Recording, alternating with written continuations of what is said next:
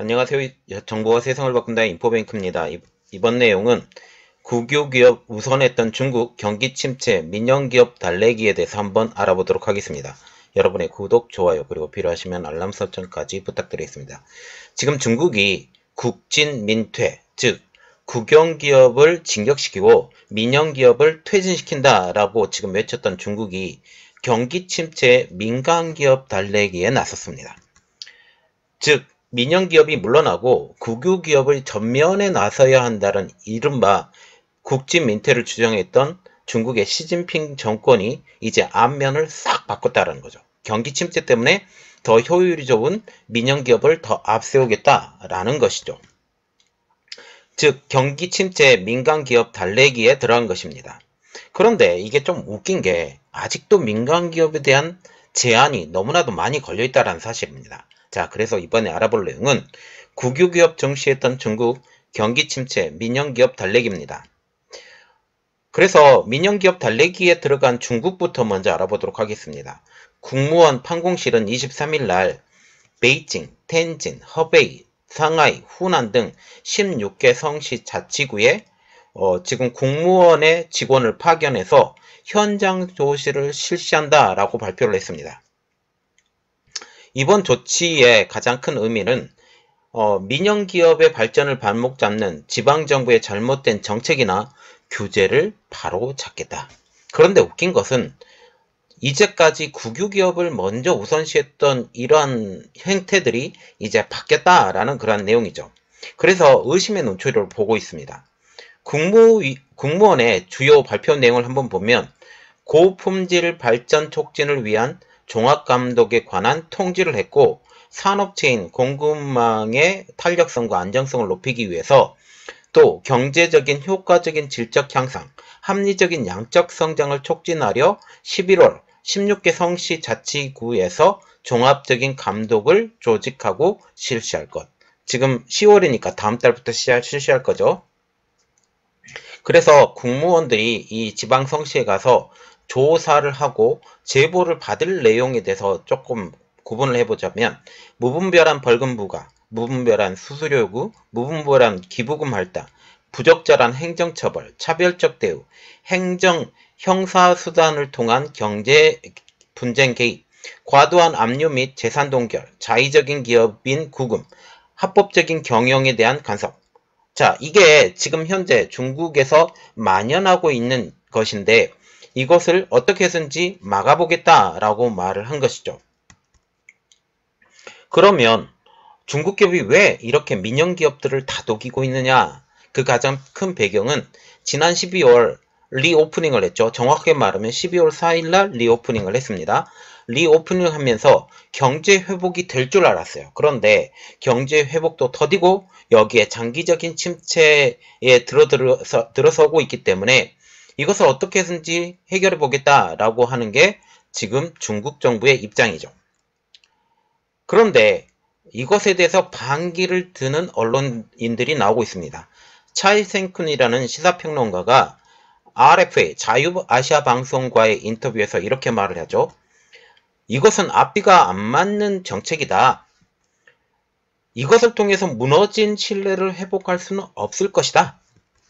국무원이 민영기업을 전폭적인 지지를 할 것처럼 정책을 발표를 했지만 다른 쪽으로는 여전히 민간경제를 옥죄고 있다라고 말을 했습니다.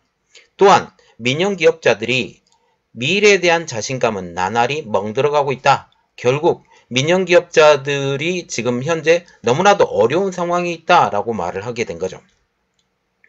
그러면 지금 중국에서 기업의 분류는 한 세 가지로 분류가 되는데 첫 번째 국유기업, 두 번째 민영기업, 세 번째 외자기업으로 분류가 됩니다. 국유기업과 같은 경우는 사실상 공산당이 소유하고 있다라고 말할 수 있고 민영기업은 민간인이 자금을 대서 운영하는 기업입니다. 그런데 민영기업과 같은 경우는 중국에서 사유재산권이 애매하기 때문에 그냥 민간이 경영하는 기업, 그래서 나중에 민간 기업들을 다 탈취하는 이러한 일이 벌어지게 되는 거죠. 그러면 경제의 구분을 한번 보면 국유경제와 민영경제가 있는데 민영경제가 국유경제보다 중국 내에서는 더 효율성이 높습니다. 그래서 지금 이야기가 나오고 있는 게 국진민퇴. 중국이 그동안 발전할 수 있었던 가장 큰 이유는 효율성이 높은 민영경제를 앞세웠기 때문이죠. 덩샤오핑이 민영경제, 그래서 흥묘백묘론을 들고 나오면서 뭐 검은 고양이든 흰 고양이든 쥐만 잡아먹으면 된다. 무조건 이득을 볼 수 있을 만한 것을 하면 된다 라고 했는데 이제 상황이 바뀌었죠.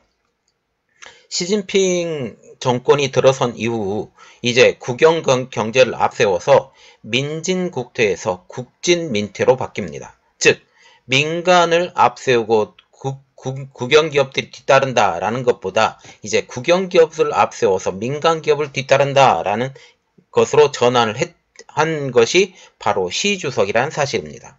모든 이득은 다 공산당으로. 그게 가장 큰 목표라는 거죠. 그런데 이번 정책을 보면 다시 민진국퇴로 바뀐다라는 분위기입니다. 다시 경제가 쇠락하게 되자 어쩔 수 없이 민영기업을 지원하는 민진국퇴 정책으로 회귀하는 입장이죠. 이는 정치적 필요에 따라서 민영기업의 대우가 온탕과 냉탕을 오고 가는 현실을 그대로 말해주는 것입니다. 다시 중국 내부가 살아날 기미가 보이게 되면 국진민퇴로 될 가능성이 높다라는 것을 의미하게 되는 것이죠. 그래서 이번에 민진국퇴 정책은 눈 가리고 아웅이라는 말이 나오고 있습니다. 그 대표적인 이야기가 폭스콘에 대한 조사가 나오는데 이 폭스콘은 지금 애플의 아이폰을 만들고 있는 회사이기도 하죠. 중국은 최근 광둥성, 장쑤성, 허난성, 후베이성에 있는 폭스콘 사무실과 공장에 대한 세무조사와 토지 사용 조사를 착수를 했습니다. 이에 대해서 글로벌타임즈는 이렇게 말을 했죠.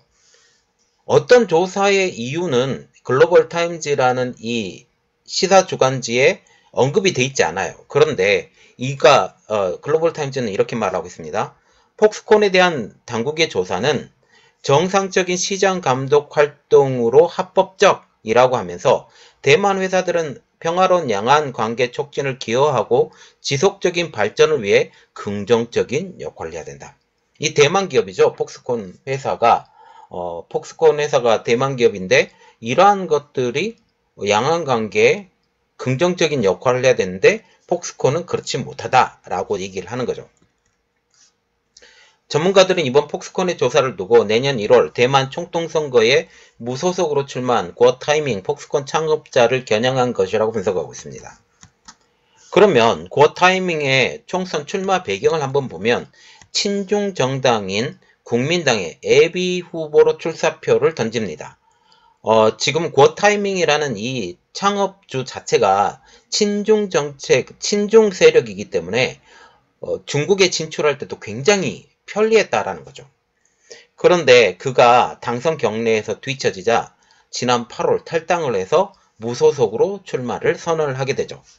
그의 출마로 자유민주주의 체제를 진행하는 민진당의 라이칭더 후보의 지지율 1위 당선이 현재 유력한 상황. 이 때문에 구어타임의 무소속 출마가 국민당의 지지층을 분열을 시키고 그래서 중국이 세무조사를 핑계로 구어타이밍의 지금 대선 출마를 철회할 수 있도록 압박한 것이라고 분석을 하고 있습니다. 이처럼 중국이 정치적인 문제로 민간 기업을 압박한다라는 그런 이야기가 나오고 있는데 차이싱쿤 시사평론가는 이렇게 말을 하고 있습니다. 중국 정부가 정치적 문제로 민영기업을 압력을 가한다. 민영기업의 세무조사는 지난 수십 년간 오락가락한 정책 탓이 크다.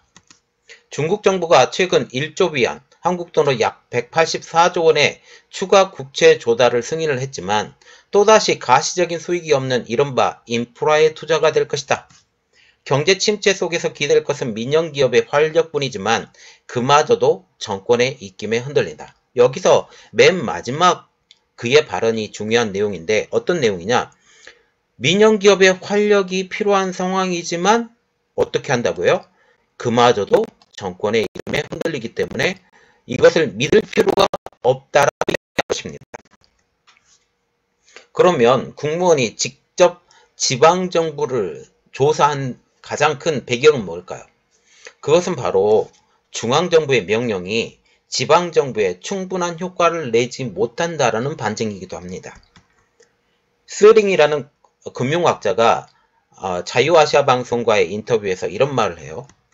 국무원은 지방정부가 무분별한 벌금을 부과하는 것을 막겠다고 했지만 이는 그동안 지방의 시장 규제에 관해 중앙정부의 관리감독 체계에 결함이 있음을 스스로 시인한 것이라고 얘기를 했습니다. 지방정부 관리는 당초 부처별 시스템에 따라야 한다. 하지만 국무원이 조사팀을 직접 파견하는 것은 지방정부 관리들을 믿지 않고 있음을 보여준다. 이는 중국 중앙정부와 지방정부의 괴리감이 굉장히 크다라고 얘기를 할 수 있죠. 특히 지방정부에 가해 있는 이 사무장, 이 공무원들은 여기서 한탕할 생각을 하고 이것을 상납하는 분위기입니다. 그런데 상납을 해야 될 돈이 당연히 필요한데, 공산당에 상납을 해야 될 돈이 당연히 필요한데 이렇게 하기 위해서는 쥐어짜야 되죠. 중앙정부의 이러한 명령체계가 안 간다라는 것입니다. 공산당과 중국 중앙정부의 생각의 괴리감이 공산당에 충성을 하는 이러한 상부 지휘자들의 이러한 역할에 많이 영향을 받는 그러한 상황이 되는 것이죠. 그래서 이런 말이 나오고 있어요. 이번 공무원 조사도 실질적인 효과가 없을 것이라고 얘기가 나오고 있습니다. 시사평론가인 위안 샤오와는 이렇게 말을 하고 있죠. 당국의 여러 가지 정책이 민영기업에 꼭 도움이 되는 것은 아닐 수가 있다. 많은 일자리 창출을 기여하는 민영기업에 대한 접근법을 근본적으로 개선하지 않으면 정책은 기대한 효과를 내지 못할 것이다. 실질적으로 지금 민영기업들이 중국의 중앙정부, 특히 공산당을 믿지 않습니다. 공산당을 믿지 않기 때문에 이들이 중앙정부 공무원에게 어떤 이야기를 해서 당장은 시정조치를 할 수 있어도 만약 다시 국진 민퇴라는 이러한 상황이 된다면 이는 더 큰 보복으로 다가올 수 있다는 사실이죠. 이 때문에 이들이 제대로 된 행사를 할 수 있을까라는 그런 분위기도 나올 수 있습니다. 자, 이번 내용은 여기까지 하겠습니다. 저희 내용이 여러분들에게 도움이 됐다고 생각을 하시면 구독, 좋아요, 그리고 필요하시면 알람 설정까지 부탁드리겠습니다. 감사합니다.